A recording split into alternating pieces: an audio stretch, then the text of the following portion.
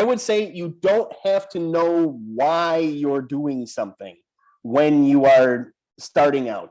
The pieces to why you're starting don't have to be in place. You might make something, and I've seen this happen with all kinds of products that I've been involved with. We latched onto an idea and we went out and made it, and we didn't realize why we made it until like 2 years later. I mean, it's nothing like magical or metaphysical or anything like that. It's that if you have a good idea, that's good enough for those first few times or those first few stages of business.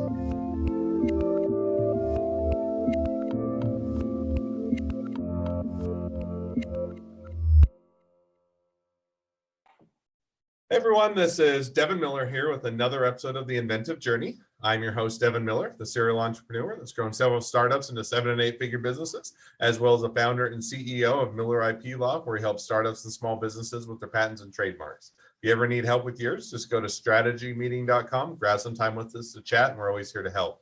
Now, today we've got another great guest on the podcast, Ben Sobieck. And Ben started out college and going into journalism, and then after college went to work in publishing, started working for some newspapers and magazines. I worked for a publisher, I think, in books and magazines and TVs and so forth. And I was also written a couple books. So one of the books he's written, he was in his own words, was doing it in a draft field house in Minnesota during the winter and in the cold, and in his attic trying to write the book while not freezing to death. And went out to look for some gloves to help keep his hands warm while writing the book, and had an idea to make a product, gloves that he just showed for the people that are on the video, and took the idea to Reader's Digest. They turned him down, so he decided to start the business as a side hustle while he did his full-time job, and continues to do his full-time job as he continues to grow the glove business as a side hustle. And with that much as an introduction, welcome on the podcast, Ben. Well, thank you for having me. It's great to be here. I'm a fan of the podcast anyway. I had the pleasure of working with you on a patent application, and now I'm talking to you here. It's great. Hey, always fun to have you on. And so yeah, for the listeners out there, had a chance to work with Ben on the patent for his invention that he's going to be talking about. So always makes a fun connection. And now we're having him on the podcast to share a bit of his journey. So with that, I took a much longer journey and condensed into the 30-second version. So let's unpack that just a bit. So tell us a little bit about how your journey got started going into journalism while in college. Yeah, well, I as you say, I went to college for journalism. I had the writing bug from a very early age, and I guess I still do. I realized quickly, though, that unless you hit the lottery, you're probably not going to make money or a living at writing just doing fiction and fun projects. You had to do something that people actually wanted to read. So I went into news journalism. So I worked in newspapers in Minnesota. I graduated with my degree in journalism and creative writing, and then started working in cops and courts, which is where most new reporters start. The joke about government and crime coverage is that sometimes they're the same thing, which makes it kind of interesting. And no matter where you are, that seems to be true. So I had an opportunity, though, after doing some reporting in newspapers, to go and work for a magazine as an associate editor in Wisconsin. That magazine is called Blade. It's still in publication to this day. It has to do with knives. And I didn't know much about knives, but I knew how to edit and I knew how to show up on time, which is all they really cared about. Hey, half the time, if you get there, I always figure if you do what you say you're going to do, when you say you're going to do it, you're going to be above 90% of the competition. And that in and of itself sets you apart. Well, there you go. You can learn the rest of the way. I swear, half of doing anything is just knowing how to learn. And I think with entrepreneurs especially, that is very much the case, because nobody has it figured out in the beginning. But I'll not jump ahead too much here. So I ended up going into publishing at just the wonderful time that was the recession around 2008, 2009. Jumped into the magazine business, which already was an industry under stress. And wouldn't you know, it got worse after I showed up. I'm sure that had nothing to do with me and everything to do with the market, though. So with magazines, the publisher I worked for, which is now bankrupt, has nothing to do with me being there. Again, I guess I'm just the omen, the bad omen when I show up in a publishing room. But the publisher that I worked for did magazines, they did books, they did TV shows, they did online content, they did tie-ins, they did events, they did in-person things, they did everything. But when I got there, after doing the editorial thing for the magazine for a while, the company realized that it had to make more money in different ways, or just maybe the same amount of money in different ways, so long as we kept our heads above water. And that meant joining an e-commerce division, which was newly formed, and it was a way to do direct-to-consumer sales, which in the publishing industry at the time was still pretty nascent. There wasn't a lot going on, so we had to make it up as we went. And I joined up with this newly formed part of the company to figure out ways to sell product to readers, to TV viewers, to subscribers that was related to the things that we published, but not necessarily the thing that we published. So in the case of the Knife magazine, great, we get a subscription in, fine, but we also want to bring in, an exclusive knife that somebody made in their garage or something. We would put that on the table. We'd say there's 10 of them here, come and get them. And this actually worked really well. And it's one of the reasons that these brands survived the recession, which just devastated the publishing industry. And still to this day, yeah, publishing is a pretty rocky business. But that's not really a judgment one way or the other. It's just the market. I mean, you have to be creative. You have to think about how to do things differently in order to survive, which is, I guess, not the worst environment to be in, because as my role went on, I got to do more, I guess you could call intrapreneurial, or I'm probably saying that word right. No, it's not inter, it's probably intra, but yeah, well, something like that. Coming up with new things inside of the company to launch. So one of them was a survival magazine. I did editorial. I came up with products. I came up with expos, in-person events, TV tie-ins, books, all kinds of things. It was great while it lasted, but the parent company decided to move on and do other things. I thought it was a great success. It still is out there right now, doing different things with different publishers. But what I'm trying to get at is, because of how stressed the publishing industry was, you had to be entrepreneurial. That's the only way that you could make the P&L work, because the old models of monetization just didn't work. So you'd have your P&L, go get those numbers somehow, just go do it. We'll back you up, but go do it.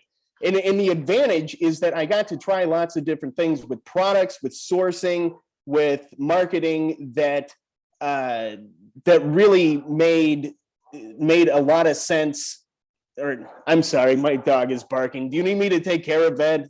No, you're good. It adds to the ambiance, so go ahead with your journey. Okay, all right.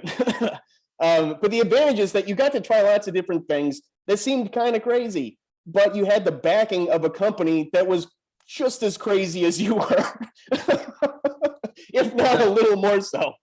So now help me understand. So, and I definitely get that. So you're going along, you're working for a company, you get to try things out, you get to be entrepreneurial or intrapreneurial, or however we say it. But, it gives you the ability to kind of try things out and go different directions. And I think you mentioned a little bit when you talked before that kind of along that, or maybe on the side of that, you were also wanting to, still wanting to be a writer, or writing books, and kind of doing it in a drafty attic that's cold in the middle of, of the winter type of a thing, and looking for gloves to help you keep warm. So how did that kind of come into your journey? Was that kind of just nights and weekends and writing for fun, or or aspiring to be the next great author? Kind of how did that interweave with your journey? Yeah, well, part of coming up with new products inside of publishing is coming up with new books. And because of who I got to meet inside of the publishing industry, I had a bit of an advantage here in that if I had an idea for a book, I could go pitch it to the people who made these things happen, like on the side after a call or something like that. And that's what ended up happening. I still wanted to write. I still wanted to do things that involved writing. I still wanted to edit. I had my own book ideas. And one of them that Writer's Digest bid on was a book called The Writer's Guide to Weapons, which is not a manual on how to harm people with weapons. It's a manual on how to write weapons accurately in fiction. And Writer's Digest took me up on it.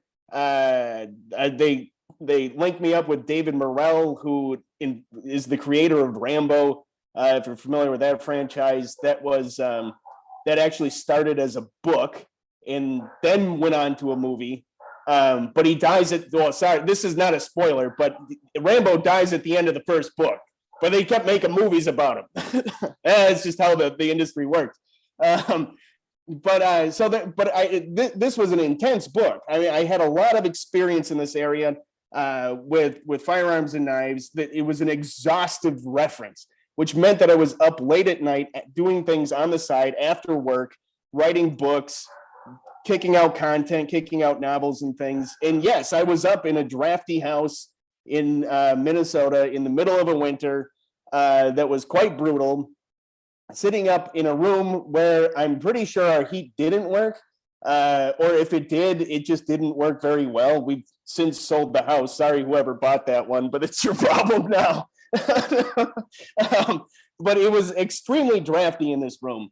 And the breeze just cut right through the windows. It was Depression era house. I'm sitting there on my keyboard, typing away way late into the night, because this is when this stuff had to happen, was late at night. I'm sitting there with a keyboard and a candle next to my keyboard. And I'm like moving my hands back and forth between the keyboard and the candle, keyboard and candle, keyboard and candle. So on the one side, I'm singeing my arm hair, sorry, but I was. And which wasn't really pleasant. And also the fact that it was late at night meant that me stumbling around the house, making more tea or something like that, another cup of coffee, I was neglecting the candle late at night, which is just not safe. That's my own fault, but whatever. I didn't burn the house down. So the deadline is approaching. I'm sitting there with these cold hands. I'm just thinking there's got to be a better way to do this rather than risking harming myself or burning the house down. There's got to be a better way to do it. So I went out and I looked at what was on the market. There were fingerless gloves, number one. There were thick gloves that kind of looked like they maybe worked, number two. And then there were these electric heating gloves, number three, that I found, like three general categories of gloves. So fingerless gloves, they'll cover your whole hand. I swear, I get why there are fingerless gloves, but they are not made by people who live in Minnesota. They don't know what cold is, or if they do, maybe they're just like taking a shortcut, because it's very easy to make a pair of fingerless gloves. You just take a normal pair of gloves and then you cut the fingers off. You can do that yourself. And that probably doesn't necessarily solve the problem if you're trying to write and keep your fingers warm. If you have fingerless gloves, it creates the same issue of your fingers still get cold and you're not able to type as well. And I think when we even talked, it almost now goes a bit into what the patent is, and not a spoiler because there's more in there, but you're looking to say, how do I maintain the ability to type while wearing gloves, and none of the gloves are going to be solving that problem. Is that right? Yeah, exactly. Yeah, so the fingerless gloves, that one, it's not a spoiler alert. I've been waving it. The podcast can't see it, but the YouTube one can. I've been waving around my hands here with these gloves on. You probably got a feeling of what happened next. But the fingerless gloves, they didn't cut it. Like, you don't understand how cold it is. It's cold in that room. The second one were gloves that you could type with, maybe, but they weren't purpose built. They were too bulked out to have any tactile sensation on the keyboard. So you just ended up making mistakes over and over again. And then the third kind that I found were electric heated gloves. You can plug it into the side of the keyboard, and great. Now you've traded one fire hazard for another. I don't know if you trust those things. Great if you do, but for me, no way. I'm not plugging some random USB thing into my computer and burning my hands or giving my computer a virus or something like that. So there I was. Perfect example of necessity being the mother of invention. It's like the light bulb went off, and it's like, somebody's got to make these gloves. And of course, my first thought was, I should bring this to Writer's Digest. Who's doing this? And this is nothing against Writer's Digest. I have nothing against Writer's Digest. They've been very good to me. I was in a meeting with one of the product managers, and I mentioned, you're doing these ancillary products. You should do these gloves. Like, there's a need for it. I did all the work on it. I looked out in the market. Nothing really is purpose built for this issue, which is a whole glove, typing on the keyboard, keeps your hands warm. That's it. That's the product. You should go out and make that. And I think entrepreneurs might run into this, where they have a similar idea. And like, their first thought is, I should go tell the person who's best off to go make this, when really they're the ones who maybe should be exploring this road, not necessarily the not somebody that they know. But anyway, so I brought it to Writer's Digest, and nothing against the guy. His job was to protect the P&L and not make foolish investments. And he said, well, no, I don't think that's actually something that we're interested in. And I was a little miffed by that, but not so much, because it's like, well, fine, I'll just do it myself. I wasn't like angry. It was like one of these moments where it's like, well, if you can't see this, I see it. I've been in Minnesota. I've been in the upper Midwest my whole life. I know what it's like to be cold. I know what this problem is. I bet you there's people out there with a similar problem. So that started this whole journey down trying to get these gloves manufactured, coming up with prototypes in my garage, coming up with, oh gosh, you start off with let me just put it into context this way. When I said earlier on that the most important part is knowing how to learn, you needed to know how to learn, because I still don't know how to really sew all that well. I know the parts of the gloves. I know what to say. I know how to communicate about gloves. But number one, I didn't know a first thing about getting gloves made. Number two, I didn't know where to get them made. Number three, I didn't have the money to get it made. So I ended up making prototypes, in quotation marks, prototypes of things that I could shoehorn together that I found online that looked like they were pretty close. And I'd try like something, and then I'd look at it, and then I'd try it out for a bit, and it's like, well, this isn't quite right. This isn't quite right. This isn't quite right. Until finally, I had like a batch of 20 of these gloves, and they were close enough. I mean, these were Frankensteins. I mean, they really were just these disasters of gloves. And I can say that because it worked out in the end. But in that moment, I'm looking at it and I'm like, this is, I don't know what to do with this. So, well, I knew what to do with it. I was going to take these 20 gloves and I was going to try to sell them and see what happens. Because low risk, low reward. I put in a bunch of time. I didn't put in a bunch of money, but I had this set of gloves. I made a quick shingles website. I think it took me a weekend to make a real simple PayPal checkout in a URL and some SEO keywords that I thought would resonate inside a search. And what do you know? After a couple of weeks, I got this email. And I had no idea what it was. I thought my website was hacked or something. I get this email, and it's somebody asking a question about the gloves. I'm thinking like, what? And the next email that came after that, I got a notification from PayPal that a transaction had been made. I'm going, well, this can't be right. So I go over to the website, I check it out. Well, sure enough, here's this person had placed this order and just had a question about the sizing to make sure that the sizing was correct. And I sent it out and I couldn't believe it. And then a little bit later, another inquiry and another sale. And I only have 20 of these gloves. And so I Frankensteined up some more of them along the same way, ordering different components and pieces, and it was bad, from various sources online that looking back on it, I can't believe I even got anything from these people. It's not like it's like you're not smuggling something around the world, and you're not Han Solo here. You're trying to order gloves, but it's weird the things that you run into. Anyway, I got in more stock. I took in more stock. I got a few more sales, got a few more sales, and realized that, well, there actually is something going on here, and that, yes, this does have legs. So let's see where it goes. Maybe I could work with the glove business startup community. Believe it or not, that's a thing in Minnesota.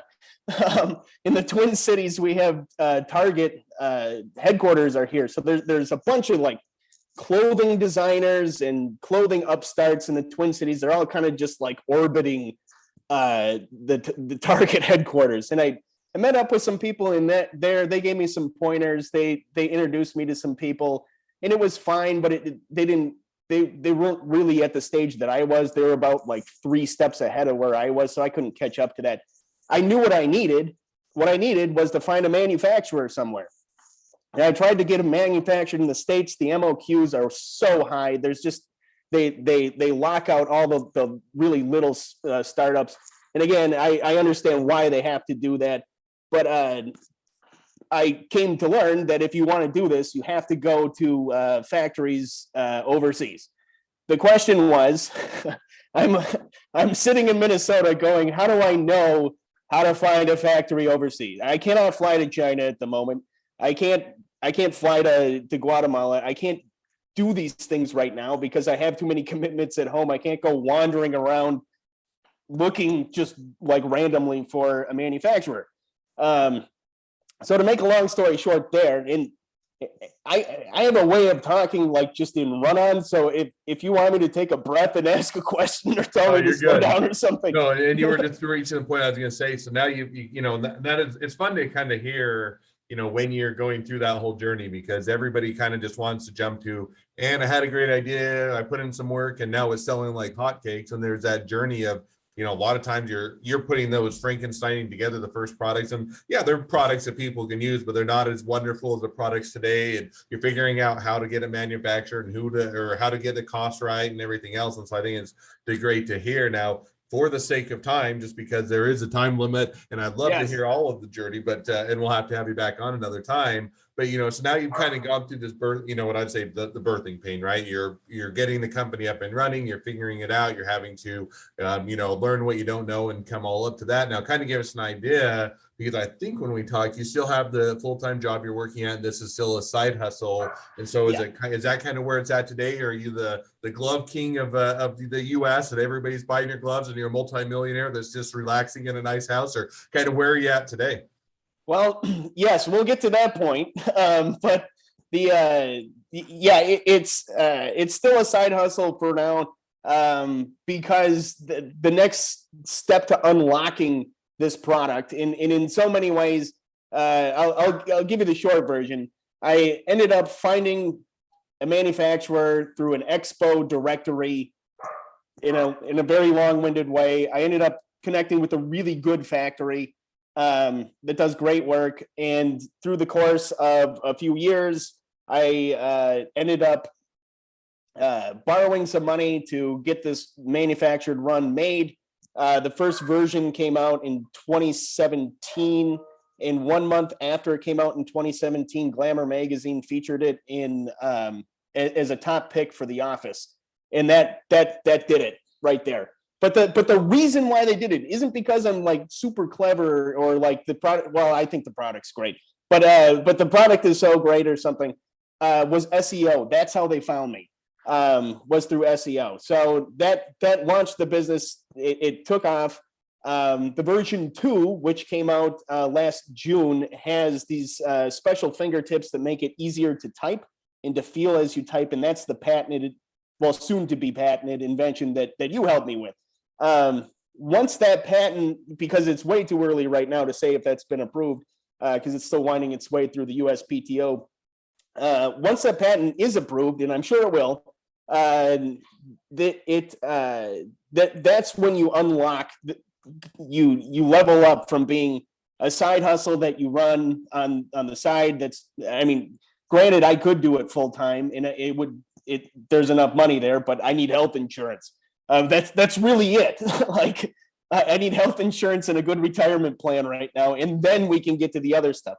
But once this patent comes through that has these special fingertips patented, then I can unlock licensing to another company. I can raise capital, because it makes it a lot easier to raise capital when you've got a patent behind you, or do any number of other things with that piece of intellectual property. It opens up so many more doors, and just coming at it as some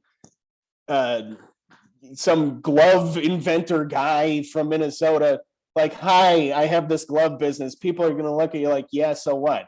And I get that a lot with this product, but for the people it works for, it works very, very well for. I mean, the sales are well into the six figures on this product, and there is a market out there. But you come at it with the utility patent, suddenly you're talking to a different circle of people, which will make this the next level up. That's where I am now. It's still an incredible journey. It's very risky in the beginning, but it's very rewarding as you go. It's wild to think about. It started with some weird thing that happened in a stroke of inspiration, and now I've got customers in 50 countries. It was featured, like I said, by Glamour magazine, by some other places, and is used by a number of people that you just wouldn't even expect. I mean, scientists working in temperature controlled environments, typing on keyboards, they love this stuff. Like, that's one of my biggest customer segments, are research scientists, and they're working with chemicals, or they're like food scientists. They're coming up with the next Captain Crunch or something like that. They're just typing on keyboards. It's great. I had no idea that was even a customer group. You just find out all kinds of crazy things as you go along. That is so fun. It makes it fun. No, it is. It's always fun to see, one, that people actually want the product and you're not the only one, but two, all the uses they find for it. So that's definitely fun to hear as part of the journey. So, well, with that, and just as a reminder for listeners, we have the two questions we always ask at the end of the podcast. We do have a bonus question where we do we're going to hear Ben's crazy idea, and vote, and they get an opportunity to vote on whether it's a great idea or a terrible idea. So stay tuned after the normal podcast to hear the great idea or terrible idea pitch. But before we get to the great idea, terrible idea, rounding off the normal part of the episode with the two questions I always ask at the end of each episode. So the first question is, along your journey, what was the worst business decision you ever made, and what'd you learn from it? I got this close. Okay. On the podcast, my fingers are like a half inch apart. This close to signing a manufacturing contract with a producer that I was introduced to through somebody in that glove startup community that I was talking about. I was totally getting played. And I let myself get too far down a rabbit hole because I was more interested in just having something rather than something that worked for me. Basically, I was getting roped into satisfying somebody else's MOQ, and I didn't realize it at the time. But I realized it later. So the worst decision I made was that. Because it wasted a ton of time. I was listening to people who had their own business interests ahead of mine, and when I stopped and turned around I realized what was going on. Realigned to basically this one phrase. I can sum it up this way: no deal is better than a bad deal. As in, not having a deal is better than a bad deal, even if that bad deal is like so close to what you want. I ended up finding my own manufacturer, and it's great. I was just emailing with them today. We're working on some other things, and it's wonderful to have that relationship. But if you start listening to people who have their own interests in mind, and surely people do for their own reasons, there's nothing wrong with that. It's just you have to not cut yourself short when you're in the very early stages of this stuff, because that always looks like the shortcut, but it's not. It's not a shortcut. You're cutting yourself short. Then I tried to sell the business once, but I nobody wanted to buy it, so it wasn't a bad decision because nobody bought it. I'm here now, though. No, I think that's great. And, it is one where sometimes you get so far down and you get excited, and some of the times the emotion takes over, or you think the opportunity, and you're just wanting to get that deal done. And it kind of goes in a direction that, you wouldn't, if you knew that at the beginning, you would have never gone down there, but you kind of slowly get led down that path. So I think that's definitely an understandable mistake, but also a great one to learn from. Yeah. Second question I always ask is, now if you're talking to somebody that's just getting into a startup or a small business, what'd be the one piece of advice you'd give them? I would say you don't have to know why you're doing something when you are starting out. The pieces to why you're starting don't have to be in place. You might make something, and I've seen this happen with all kinds of products that I've been involved with. We latched onto an idea and we went out and made it, and we didn't realize why we made it until like 2 years later. It's nothing like magical or metaphysical or anything like that. It's that if you have a good idea, that's good enough for those first few times or those first few stages of business. And I've seen other people launch products, seen other people launch businesses, and that has always been a differentiator. If you're creating something new, like these gloves, you don't know why you're making them. They're brand new. All the people who are going to be interested in it, I mentioned these scientists before, apparently I made these gloves for them. But at the time, I had no idea anybody was interested in that. It took me years to figure that out. So the pieces will fall into place later, and you don't have to know why. You might know the what and the how and the where and all these other pieces, but the why may reveal itself to you years later. And you can look at that in many different ways. But like I said, there's nothing magical or metaphysical about it. It's just the way that business works. That you're going to be filling needs that you didn't realize even needed to be filled. Your why might come years later, and that's okay. It's good enough. If you're latched onto this idea, if you fell down a rabbit hole, that's okay. Go run after it, go build it, and then figure out why you did it. It would be good to have a hunch that people want to buy it, of course, in the beginning, not to just waste all of your time and money. But the why may reveal itself years later. Oh, I think that's definitely a great piece of advice and a great takeaway. So, well, with that, before we get to the bonus section where you talk about a fun new idea, but if people want to reach out to you they want to be a customer, they want to be a client, they want to buy your gloves, they want to be an employee, they want to be an investor, they want to be your next best friend, any or all of the above, what's the best way to reach out to you, contact you, find out more? Yeah, thewritersglove.com is where you can find me. You probably can't see it on here, whatever. But the Writer's Glove, that's the packaging. It's blurred out right now. Oh, this is terrible. Thewritersglove.com, or if you type in writing gloves, thin warm gloves.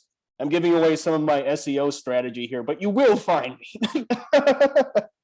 All right. Well, that's awesome. Well, I definitely encourage people to reach out, connect up with you, and buy your gloves if they're in need of them. So, with that, thank you again, Ben, for coming on the podcast. It's been it's been a pleasure. Now, for all of you that are listeners, if you have your own journey to tell and you'd like to be a guest on the podcast, we'd love to have you. So just go to inventiveguest.com and apply to be on the show.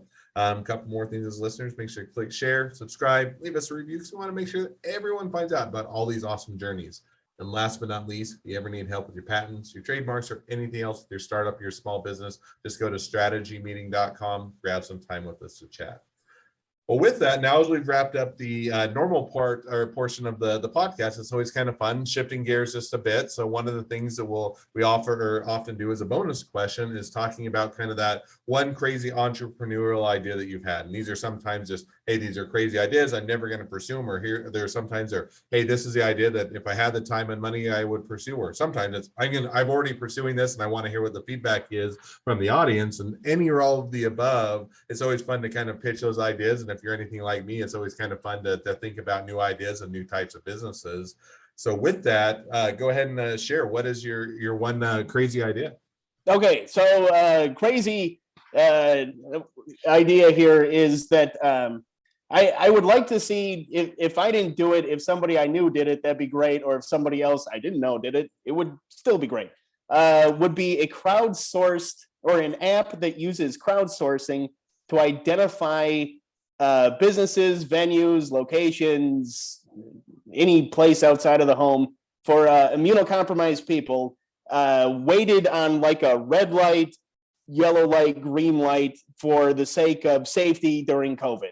I'm an immunocompromised person myself. I'm an organ transplant recipient on immunosuppressants, which means that despite all the advances that have been made in the COVID world, I know everybody's tired of hearing about it. We're still stuck dealing with it every day. One of these things like crowdsourced app, you type in the address of like a grocery store. Is this a good grocery store? Is this a bad grocery store? Weighted on, relative risk.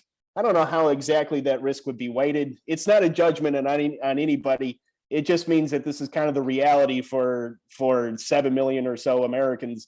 They have to figure this stuff out on a day-to-day basis, especially like what times to go to places too.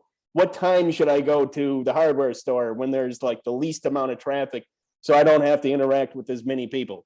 Not that we're trying to be antisocial, you have to hedge your risk that way. So that is my wacky idea. No, I think that's an interesting one because you could expand that out because you're right. It could be crowdsourced, whether it is, you could do it based on the number of people that are in that given location, right? So if it was crowdsourcing and say, hey, this is a very crowded one, or the sanitation policies of this, or this location, they require face masks, or they require hand sanitizer, or they don't. And it's not to say that that you're judging one business right or wrong as to how they conduct it, but it's more of, hey, we'd like to provide this information. So that'd be an interesting one, because if you have a population of 7 million people that are all dealing with those in various stages, it's one where you could pretty quickly get people that are saying, hey, here's I rated on these type of things. Is it crowded? Is it cleanly? Is it open air? Do they have good ventilation? And X, Y, and Z. And then it gives you that ability to say, hey, when I'm going out, is this a good place to go? Or do I want to roll the dice and take my chances, or will I go somewhere else? And so it's an interesting idea, and definitely one that I hadn't thought of before. So that's fun. So, well, awesome. Well, with that, we'll definitely share that out, and interested to see how people will vote on it as to whether or not the people out there that are also immunocompromised think it's as good an idea as you do and I do. So with that, thank you again for coming on the podcast. It's been a pleasure, and wish the next leg of your journey even better than the last. Well, thank you so much.